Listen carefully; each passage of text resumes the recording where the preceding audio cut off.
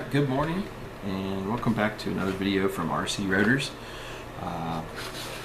As we looked at in the last video, this is going to be kind of a build series with my stepson, and we're going to show putting this video together, how to put the QAV 250 drone frame together. So this would be the first step to putting this drone frame together. So Alex, if you would take the contents out of the box while he's doing that and laying them out on the mat. Go ahead and take everything out of the package there. What we're going to do here is show you the tools necessary for this. All you're going to need is a 2mm hex wrench.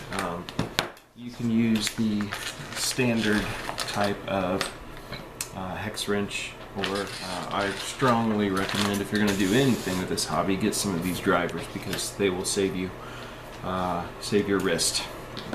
Also, you are going to need a 7/32 socket for the hex screws, or I'm going to use this little hobby tool which has the same thing. It just makes it a little easier for small fingers. So, and you are going to need some Loctite.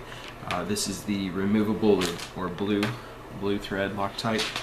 You don't want, I think it's the red, because it stays forever and ever and ever. And I generally just use a little plastic baggie for putting just a little dab of Loctite on it. So we'll get those pieces out. So Alex has laid out the pieces here, and we have the instruction sheet provided by Ready to Sky. We want to thank them for providing this kit so we can build it. And we'll get started here. So as we see, he has laid out all the pieces. We have the two bottom plates. We have, I'll get my handy dandy pointer, two bottom plates here. The top plate, the four arms, those on this kit are 4mm arms, so that's an upgrade to the previous kit. Had previously built I've got a build for a QAV 250, and it only has the 3mm arms. This one has 4, so that's a nice improvement. You have the camera mount, the GoPro mount, and the 4 landing pad pieces. For now, we're going to put those away, and the GoPro mount away. We also have the hardware kits, 3mm screws, 6mm screws and hex nuts, I guess I call those standoffs, and the metal standoffs, and the rubber vibration mounts, so for the GoPro mount. So the first thing we're going to do is we're going to put just a little bit, Alex, if you would, put a little bit of a dab of thread locker. How do I get this thing done? Unscrew it and put just a little dab right in the center of that. Yep, that's more than enough. That'll probably do our entire build, but that's good. Okay, now what we need first, instructions tell us that we need some of the 6mm. I like to build it from the bottom plates up, and the two bottom plates are exactly the same, so it doesn't matter which one you start with. So the first thing I like to do is get out the 6mm screws and some of the standoffs. So if you would, now from the bottom of the frame, Alex, I'll show you how to do this, and then we'll let you do the remaining. When you have metal and metal, to put a little bit of thread lock on the end of that. So Alex, if you're sticking with me here, you're going to put just a little dab on the very end of it. That's all you need, just a little bit. Put it through your frame, and then put your standoff onto this. Now, the instructions actually say to go through both bottom plates on this standoff, but I like to just go through the top of the bottom two plates, and I'll show you why here in just a little bit. But snug it up, and then that is ready to go. So I'm going to have my trusty assistant here put in the remaining of these, and we'll kind of fast forward to the next step. Alright, now we're back. We can see my assistant has put on the red metallic standoffs onto the bottom plate. So this is the top of the bottom plate, and what we'll be doing is putting on the arms next, and then that will join the two plates together. Now the instructions actually say to go through the two bottom plates with the screws, but like I said, I like to just go through the first layer of bottom plates. You ready? Yeah. Now we're going to start. Remember how this works? I tell you what to do when you do it? Yes. Alright. So we put on the standoffs and used our Loctite to lock them down so that they will not come loose.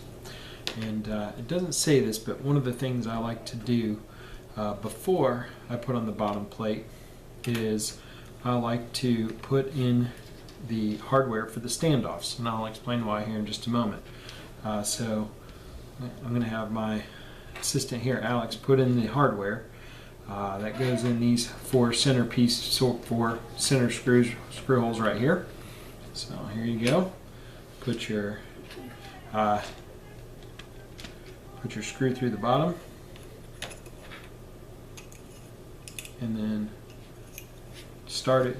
Here's what you're going to do. You're going to start it with your fingers, and you don't have to tighten them down super tight, but there you go. You hold this piece and screw it in with your screwdriver there. Okay.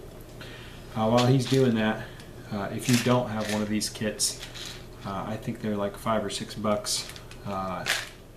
Heavily recommend getting one of these standoff kits because you never know what you're going to get with your flight controllers, and basically want to give that a good snug, and that one's in there. So we're going to go ahead and we'll fast forward through this, and we'll do the other three. Come on, He-Man. All right. I'm not here. All right. So that was the only thing we didn't tell you before, but you do need a Phillips head screwdriver for this. The reason why I like to put the hardware for the stack on is at this point, instead of putting it through both plates, is that if you have a hard landing, you have less of a chance of shearing off one of those plastic screws. When you shear off one of the plastic screws, then of course you're going to have to take it all back apart, and that I've found has been kind of a pain in the butt. So next thing we're going to do is we are going to put on the 4mm arms onto this. For the 4mm arms, you're back to using your 2mm hex driver and driver. And this will also require the longer 10mm screws and the lock nut from the hardware kit. I really appreciate that they send you lock nuts, because then you're not having to worry about Loctite when you put on the arms. So we're going to go ahead and do that, and we will be right back with you in just a moment. Alright, so we're back, and now we have the arms on and tightened down. Again, like I said before, basically just go through and put all the longer screws in, and just thread on your lock nuts, and then once you get all the arms in place, then go through and tighten them all down like we just did. You can see here this frame's very rigid because the dual layers of bottom plate along with the 4mm arms. When you look at the plate, when you look at the drone right now without the top, actually it's symmetrical, so the front or the back doesn't matter. It's the same way either way. The only thing that really kind of dictates what's the front and what's the back is the top plate, because these circles here are where your GoPro isolation mounts, rubber isolation mounts go on. So from here, depending on which way you want to go with this, this is your FPV. It can be an FPV camera mount, depending on what kind of FPV camera you're going to put into here. This is generally where we go through and snug that. You can kind of see where we snug that into these two little slots here and here. You can kind of see a little better if I hold it up there. Two little slots here and there, or the two little slots on this side. So we're going to squeeze those in. And then of course you can see on the top plate, same idea, there are two little slots here and here, and then on the other side 2 slots. So it can go either way. And once you snug that in for your FPV camera mount, sometimes the carbon, depending on how it fits in there, you're going to have to wiggle it in a little bit. There it's snapped in. Now from here, normally I generally do not put on the top plate yet, or I at least do not put it on with the Loctite, because you're obviously going to be working in here. But with this frame the way it is right now, you have access to all your arms, you have access to your plastic stack, and then of course you can do all your wiring from there. So I find it very helpful to leave the top of the drone off. But if you want to put it on just so you have a place to keep it for the moment, you can always thread a few screws in the top, and that way you have an idea of how it's going to fit on there. From there, the only other things you would do with your frame would be put on your mounts for your either your GoPro camera. So you got the 4 rubber isolation mounts here. You just kind of have to squeeze those through the holes, and same thing, you can kind of see where we're putting it through there, and put them through the holes there, and then put them through the holes on the frame. And that just kind of acts like a shock absorber for your GoPro or video camera on top. And then the legs, the way that the landing gear, I guess you would say, fit on is they're just a friction fit. You just have to fit it onto the leg. And then one of the things I'm noticing is these were made, I think these were made for the 3mm legs, but since they've changed the diameter of the thickness of the legs to 4, I don't think they've upped the spec on those, changed the spec on those. You could, of course, if you wanted to, file them out here and make them fit. Me personally, I like to use the little foam pieces. It seems to land a little softer, or land in the grass, either way. So that's pretty much it for this part of the build.